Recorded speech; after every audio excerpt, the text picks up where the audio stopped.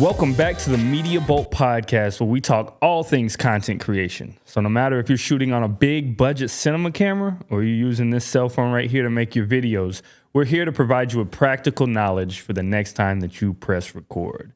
Today on our episode, I've got the great Director Baldwin.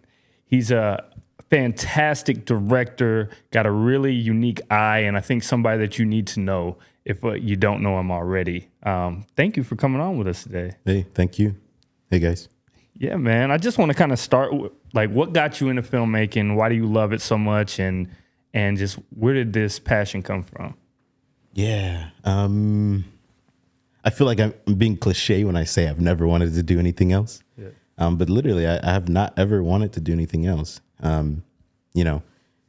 Back in the day, it started off as like, oh, I want to be a sketch artist or a digital artist. And, I'll get my start and do some doodles and things like that. And I was actually really good for a period. And then that switched over to painting, and I was really good at that. And then my mom, she showed me old movie, Walls of Jericho, animated, completely like tore me apart. I'm just like, that's what I want to do, right? And it kind of encompasses all of that art form that I was into prior. And after that, it was kind of just, I'm going to write this story. I'm going to write that story. I'm going to take my little brother and do skits. I'm going to do skits with everyone at church, after church, before church, during church. And it kind of just stuck. I tailored my entire like high school career towards, I got to get to film school. Like that's what I got to do. So yeah, as cliche as it might be, I've always wanted to do something in the creative field. It didn't turn out to be film until I got to college, and like I went to film school, and you learn all of these principles, and you learn all of the disciplines that are associated within our industry, but it wasn't film specifically directing until I got in school. So, yeah. So you get out there and you get that feeling for the first time, and you go, yeah, this is really it. Yeah. Because early on in my career, I thought I was going to do like logistics, like production management, assistant directing.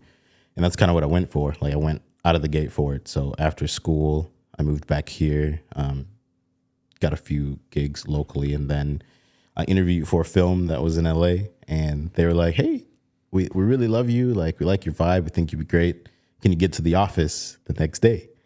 I was like, oh my gosh. So I bought a one-way ticket to LA, and, I lived out there for a while, and I just did the AD production management track, shadowed some union ADs out there, went through the DGA program for their assistant directing trainees.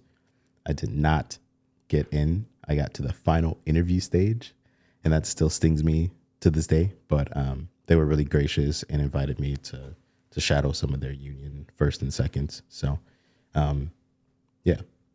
That's dope. So then what was it that made you realize I want to run the whole shebang and direct these projects and really start to, I guess, just take hold of your vision? Yeah. When you sit behind directors so often, like, at least for me, I started to like pick apart their process, not in a bad way or anything like that, but it was just like, oh, like it'd be really cool if we shot it this way, or what if they said this to get this reaction, or what if we didn't tell that person to do this and told the other person to do something else. And I fell in love with, it's kind of like chess. I'm not a chess player, but like moving those pieces over the board over the course of whatever the shoot is, and that's when I fell in love with it. I had a mentor in LA who I met through a friend who got me on this shoot out there, and he was kind of like, you're really good at the AD thing, but I could tell your heart's not in it. And if your heart's not in it, you shouldn't be going, because you're gonna get stuck and you're gonna be unhappy, and it might be a longer career track and you might have some more things to figure out. But he was just like, I think you need to focus on directing. And so I came back home, and that gear flipped, and I was directing music videos and, trying to shoot stuff here and there. And eventually it went into some really hardcore filmmaking at some point. Yeah, so. That's so dope. Yeah. I remember there was a time when I because I just fell in love with cameras and tech and that stuff and lights. And so my eye kind of goes towards like that DP mindset. Something visually usually inspires me. But I had that moment where someone told me, you need to direct, don't be afraid. And I was like, God, like I want to be behind the camera. Like I want to be hands-on. And I've worked really hard to kind of be hands-off now to try to like get out there and just make the vision happen. Yeah. And there's a different freedom there. And it was a great piece of advice because it allowed me to kind of realize at the end of the day, I just care about making something dope. Yeah. And not being afraid to, like be the floor general, like as a basketball player or something, like, and just facilitate, you know what I mean? And I think that was my eye-opening thing. It's cool to hear your story because that person knew like he needs to be running the show. Yeah. Like, he needs to be. He was at me for a while too, like, bro, what are you doing? What are you doing? Yeah. Like, this is clearly not the place for you. Like, and it wasn't. I mean, I pride myself in knowing the workflow of that. And so that I think helps me be a better director. So I can speak to some of those experiences and kind of tailor whatever we're doing towards those experiences. So in that regard, everything's a lesson. And for that reason, like that's what's made me the director that I am today. So, very logistics focused. Yeah, for sure. Why is storytelling so important? And why is it so important to have people that look all different ways telling, authentic stories? Well, it's changed for me over the years, but storytelling now it's hard to come by. Like true storytelling, like everyone is in it for the quick, like short burst of dopamine, right? Yeah.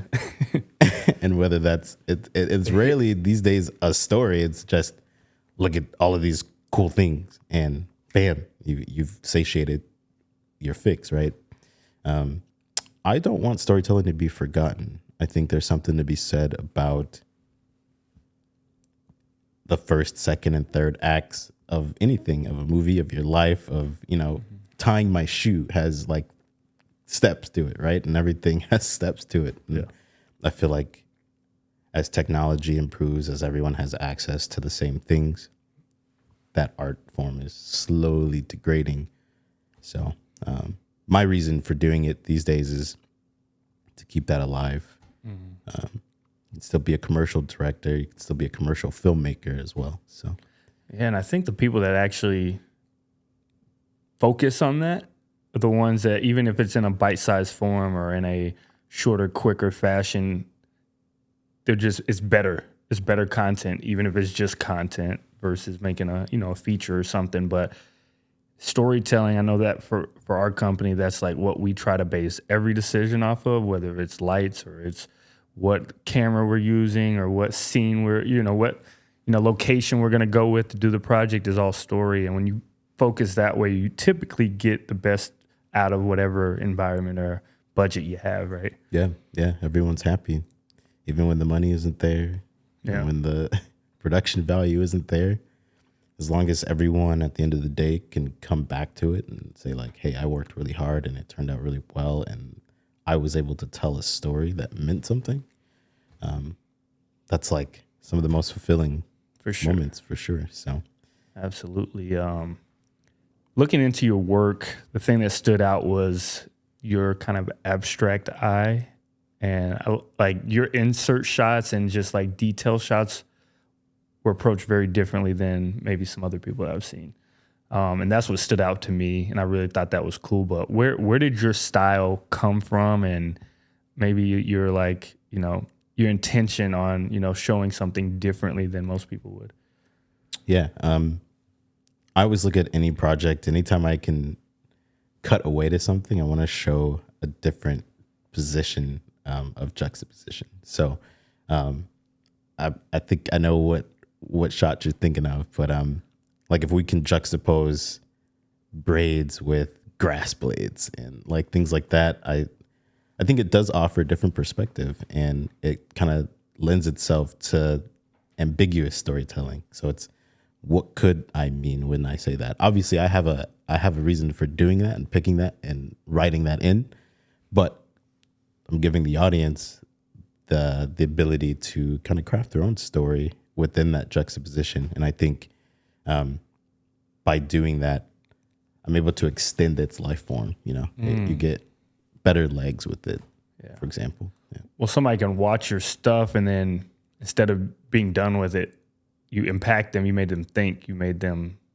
contemplate. Okay, what was the director thinking, and I think my favorite films. I always love leaving and talking about the film when I'm done.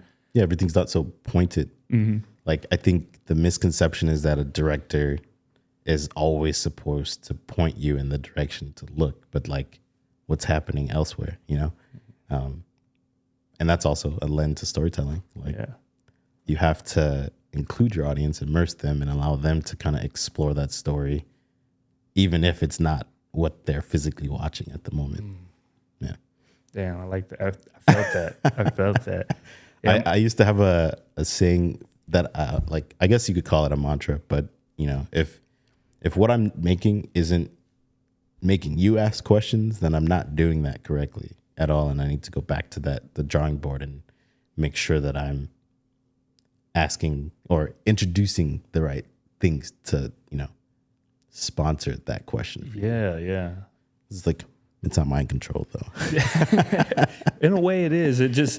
I think with any type of art, you're trying to get people to ask questions, have conversation, and decide on, am I making a change because of something that I felt. I mean, I think that there are a lot of inspiring films that make people really change the way, in a good way. Hopefully people are, change the way they think or they view the world. And a true director has to have that in mind from the beginning, that, what I'm making has a purpose and a reason, whether it's a story of mine or a story of somebody I know, or just a worldview, I guess. Yeah. And that's kind of why I started in music videos. And every client that approached, be like, oh, I want to shoot this video in front of my car and I want to have all the dancers and stuff. I'm just like, that's so boring and it's so overused. And like, let's make a story. Like, who are you and why are you doing this music? And let's work backwards from like where you are now. Right. And that's kind of how I've taken that approach to like everything. Yeah. Yeah. That's super dope. Well, let's start talking a little bit specifically about one of your projects, and get into the weeds of what your mind was thinking when you were going through these things. Yeah. Without spoiling all these things, you have a project called Victorious Red. And when I watched this, I stopped and I started over. I had to watch it again just because it was like, wait, kind of left me hanging. Where did that project start? Did that come from? We won't, explain the whole thing, but, and then, what were you really trying to kind of prove with that, I think? Yeah.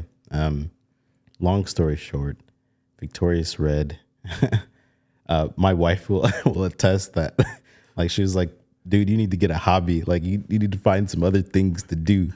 Because, like, every director has that one script and that one pitch and that one, treatment, whatever. It's like that for me was like what I staked my directing career on. And the way I came by it, when I was working pretty heavily in Chicago with a group of filmmakers there, they did what's called Do It for the Gram. I don't know if they still do it anymore. This was a while ago now, but they would get a bunch of filmmakers who had never worked together ever and have them pick their DP out of a hat and their actors out of a hat. And then you speed date with your crew and you pick them based on the two minutes that you had to meet. And so I was a part of this like inaugural event and we did that. And I picked the film at the time. It was called Artful Pain. I picked that out of the hat, did a short rewrite on it. So originally it's based on a poem. Mm-hmm. And then, we went into production 2 days and it was some of my finest directing, I think, just because I was able to really hone in on the actor Jacqueline. She's a wonderful, wonderful actress. She was going through trauma of her own, and we were really able to like look at that and pull that into the film itself. Really, I would say it's a character study. Yeah. I would say it's definitely like, how does one bring in so much bad stuff, and what happens when we put it out, right? So in her case, it came out in the form of that painting. Yeah. And she views her world, her husband, who she's in love with, in that manner. And I recently heard a quote from a worship church service that I watch, and in that it says, or the leader, the pastor says that what comes in comes out. It doesn't matter how it comes out; it will eventually come out. And it's kind of an introspective look at how that character puts her darkness out.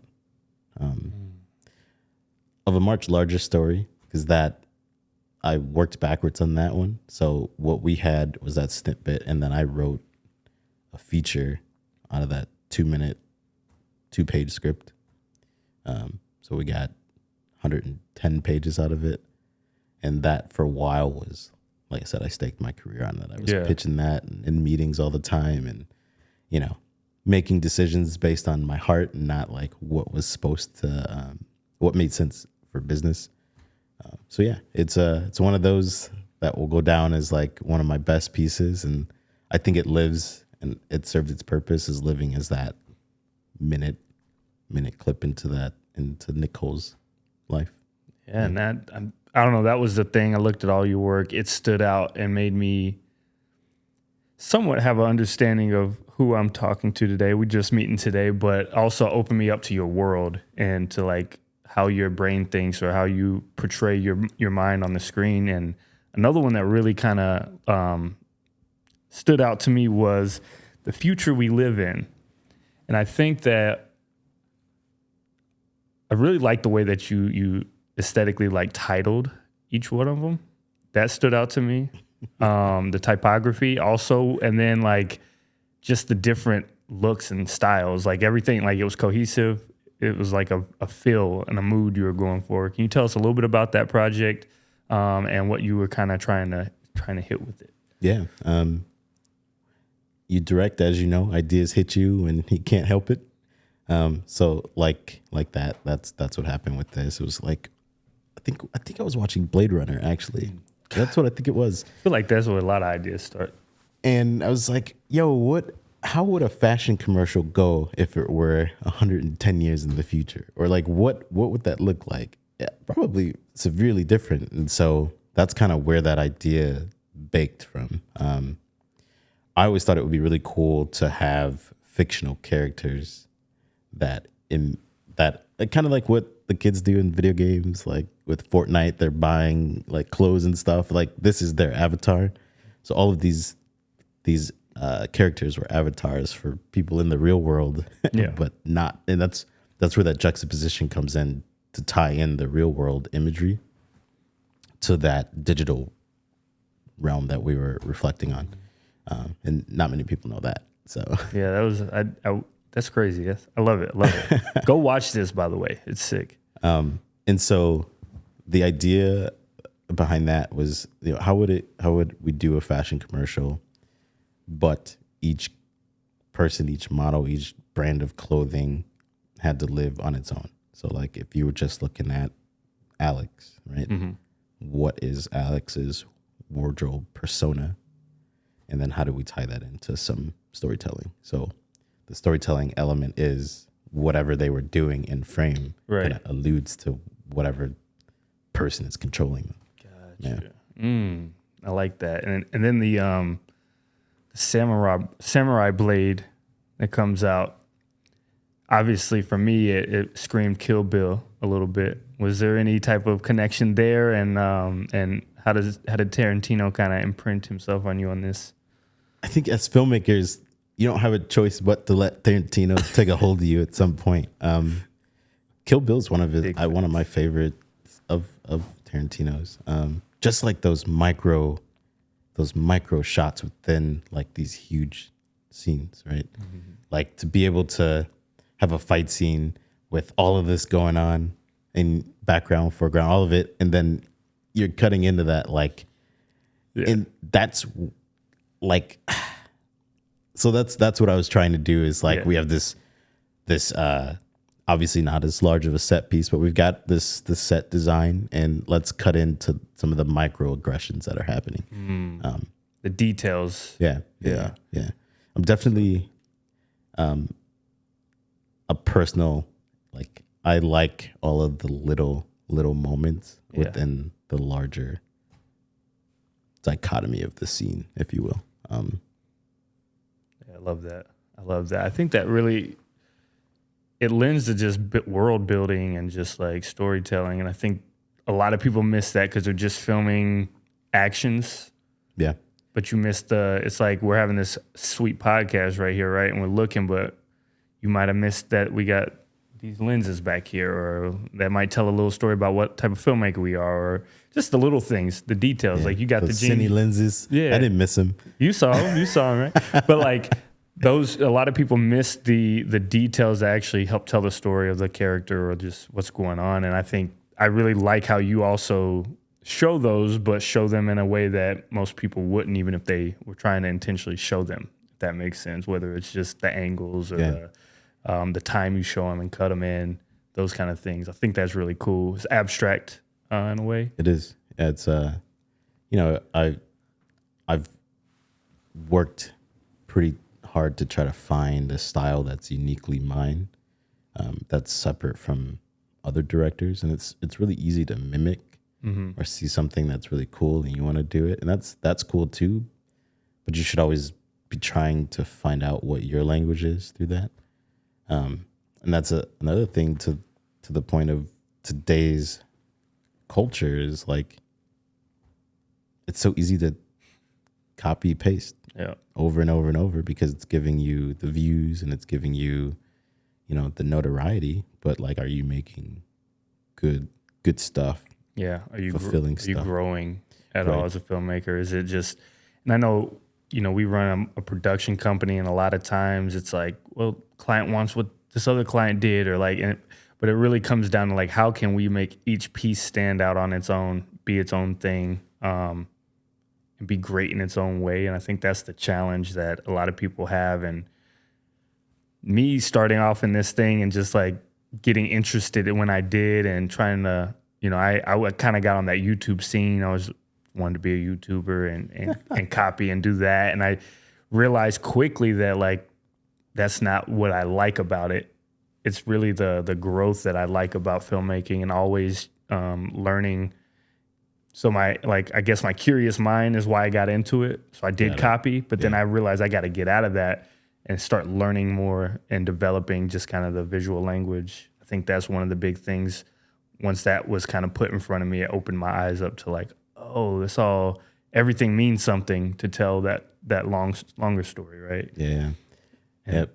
There's always some sort of thing you could be learning to like further your directing language. Mm-hmm. And that's going to strengthen, I mean, as you know, when you're going into client meetings and things like that, that'll strengthen your resolve in the end anyway.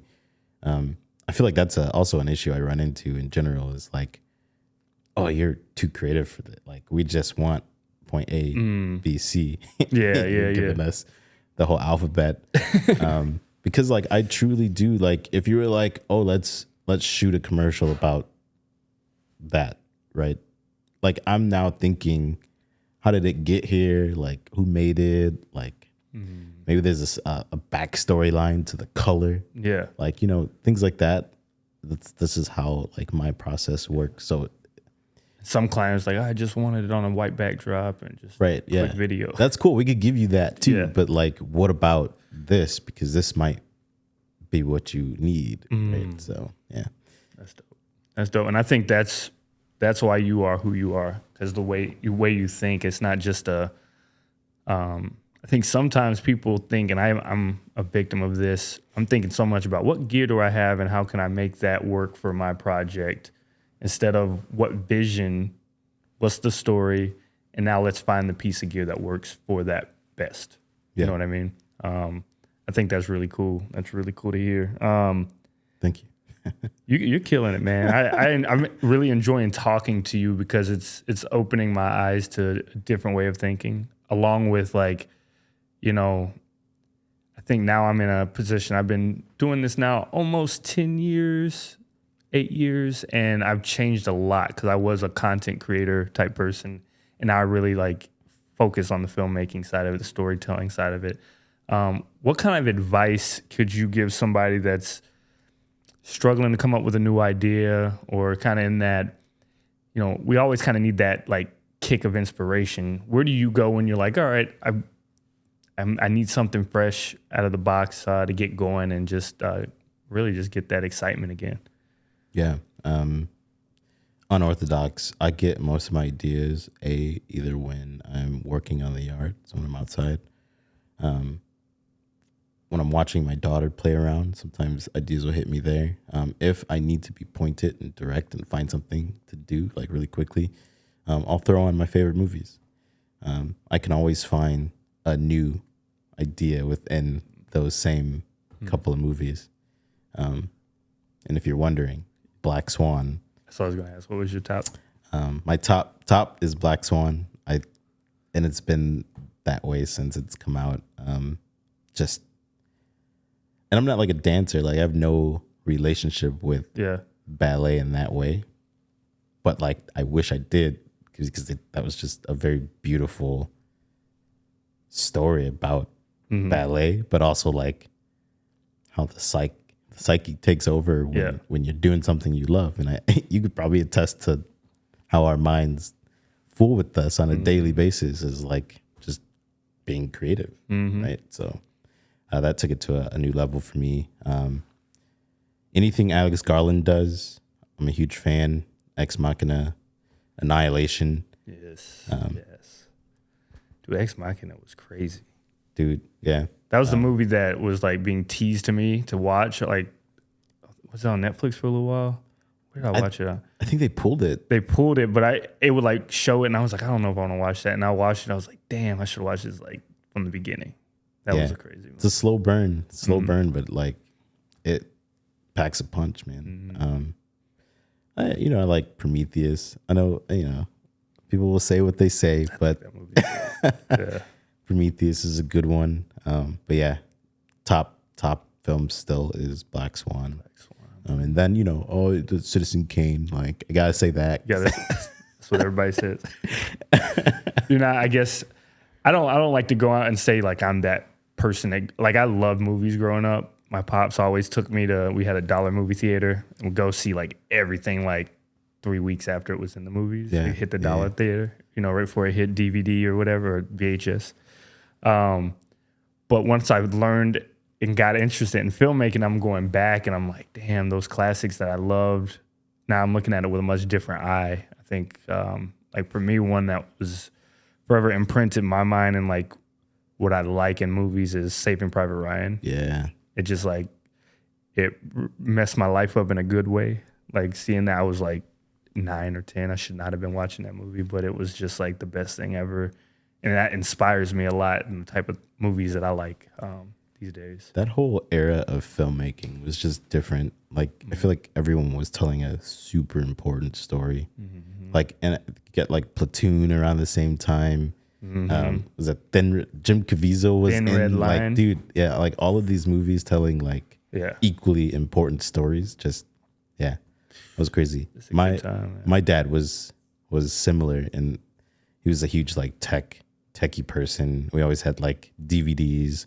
We'd always obviously go to like Hollywood Video when that was around. I love it. And do the rental thing. But we always had like whatever movie came out on Friday in the Best Buy new release section. Yeah. Like those were the movies we were picking up. So like Crouching Tiger, that sort of stuff was what we watched. And then like, were you ever on the Kung Fu kick? Like any Bruce Lee stuff? Jackie Chan for me. Okay. Who Am I was I I don't know if that's the title of it, but it was like someone stole his identity, but he was like the secret agent. I don't know. I watched all of the stuff that wasn't Rush Hour with, with Jackie Chan. Everything else. Yeah. What did I just watch with him? The Foreigner was really good. Okay. Jackie Chan still kicking butt. So he's always kicking ass, man. He's always kicking ass. Here's something, since we talk about we're always learning, what's something that you've learned recently about directing that you're applying or adding into your bag? Ooh, there's so many different things. Your team really matters. More so, like I'm finding this out as I go along. Like, yes, theoretically, the director is plug and play, right?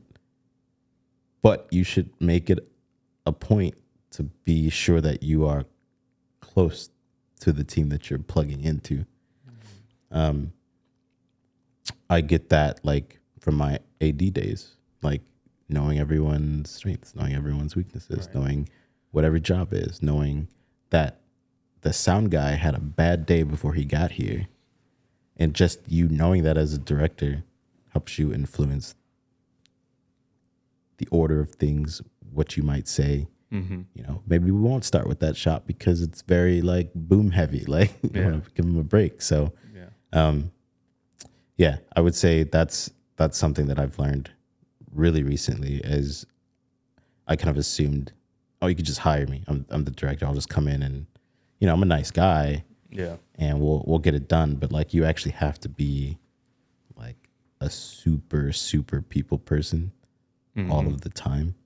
And then like, don't be afraid to learn from the people that you're crewed up with. Like, you are always learning, and you know, you might learn a thing or two from the gaffer that you think you didn't need to know, but now you know it. Yeah, and take that with you and share it to the next team that you plug into, and kind of keep that information transfer going. And I've worked with like directors that like are like know-it-alls. And it just, no one is having fun, you know? So yeah, I would say that's like top two things as of recently.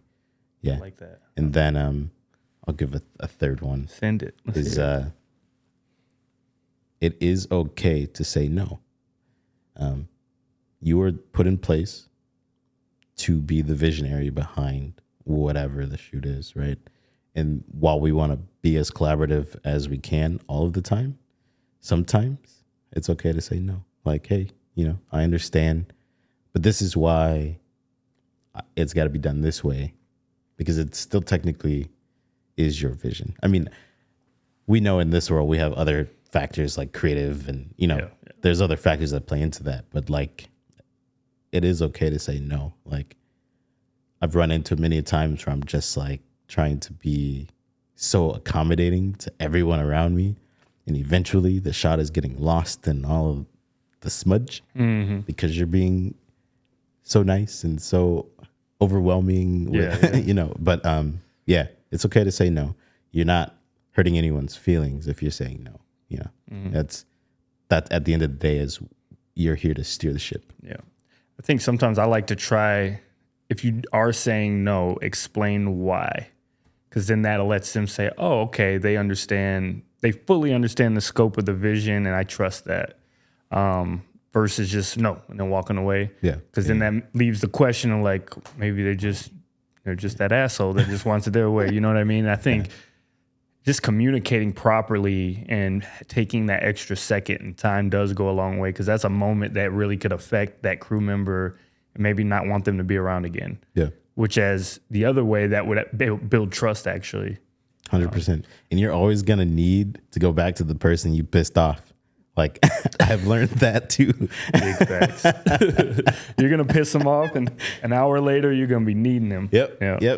That makes a lot of sense. I really like what you're saying. Like, in my prior life, I was a professional baseball player, and I really try to take that mentality of building the best team possible. Directing, I want to be the coach in a way, like the head coach. I want to put my players in the best place so that everyone can thrive and we can win the game. And that's kind of how I look at directing. So when you were mentioning that, like just finding those best teammates and putting them in the right place to be successful, you know, not knowing when to push them so that they rise to the occasion and when not to, and when to put them in a safe place where they can thrive, vice versa, I think is really important. And knowing the person, you know. At this point, you're a trauma-informed creative. That's deep as hell. Yeah, coaches do it, right? So why should that be any different for us? Like, I feel like there's a misconception about the creative industry and the long hours and all of the end-to-end stuff. But like, we are people, and, we work really long days and work really damn hard on stuff. And like, your job, though you're the director, is just as important as the grip. Yep. Nothing is getting done without any of these people. So yeah, I had a good friend, Spencer Ortega, recommended me for a PA job on a bigger project, and he told me the reason it was important is because you need to be able to respect that PA and what they're doing, because every job matters so much, and just getting the feeling and getting in there and getting gritty, you'll always have that respect for everyone on the set. And not only that, seeing the other department heads and how things work and all those type things. And that was a really eye-opening moment for myself to just be like, all right. And then when you're sitting there on set with everybody and you know that grip's been going through it because they've been lifting and moving stuff for the last 2 hours just to get things in place, like giving them a little pat on the back and letting them know you appreciate them. Those things are important that you might kind of not think about because you've never been in that position. Right. And, there are a lot of directors who haven't gone through the types of ladders that we've gone through. So, they're not informed as much as they should be. Right. So they get out the trailer and go to set, sit in a chair and just think it's all good. Yeah. I was on a set on a shoot with Sean Powell, and he set up a chair and everything. I never sat in it. I sat in it once.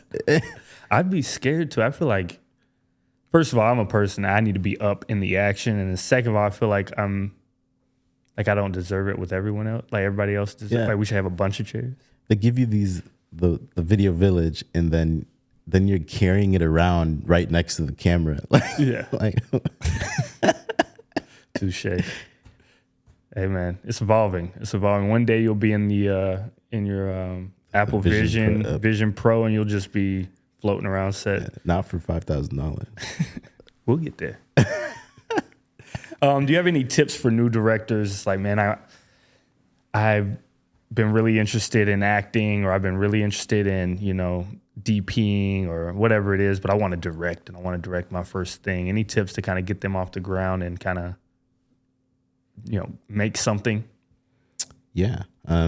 This might be a double-edged sword, but I wish that when I started that I was able to defend the work that I was doing sooner.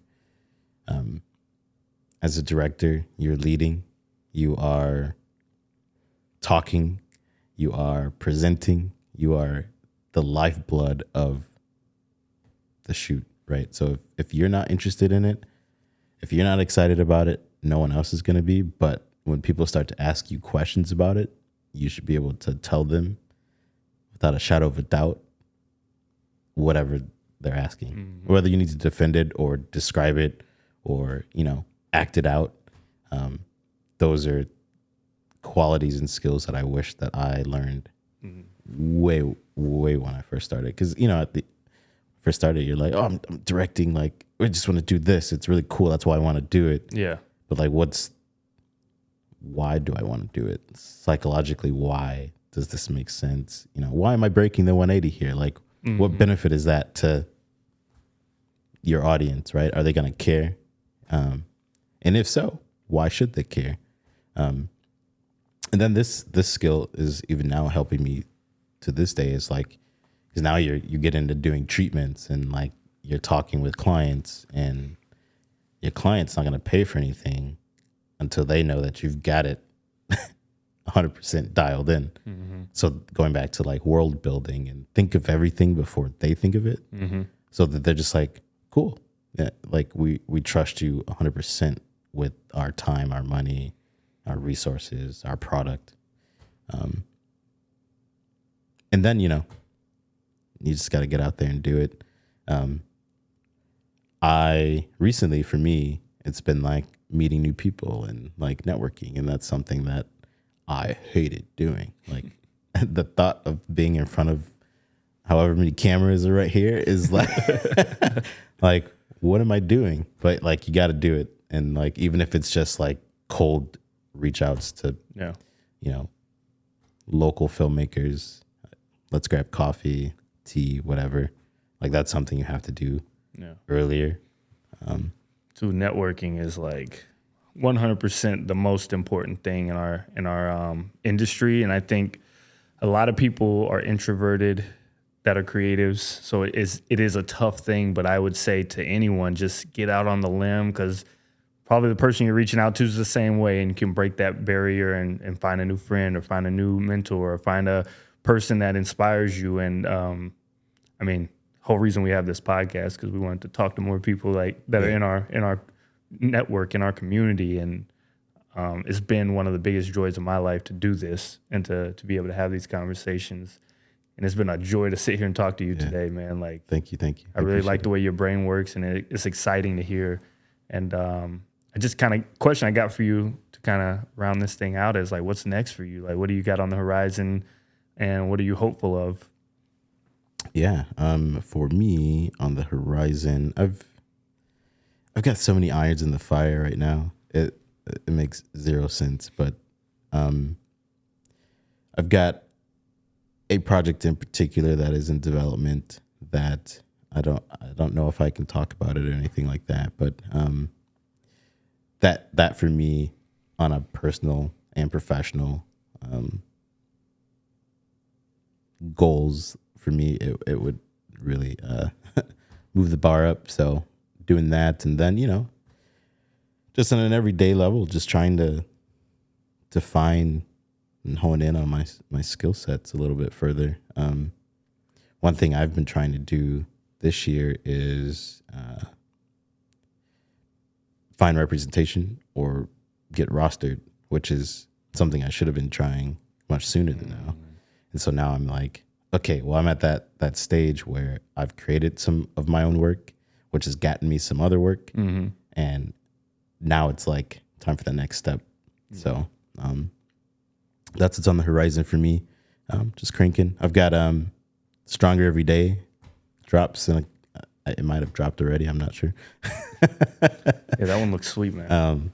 So that'll drop soon, and then I'm finishing up post on the Sirenus wellness drink brand shoot that we did. So actually, I just got color back yesterday. So almost there, then. You're getting close to the. Yeah, these round trips are just getting longer and longer. Like, and the spot is short. Like it's 20 seconds, but yeah, the color is just like, I like to get everything dialed in. And like, this might be a deficit also, because like there is a thing is you just got to put it out.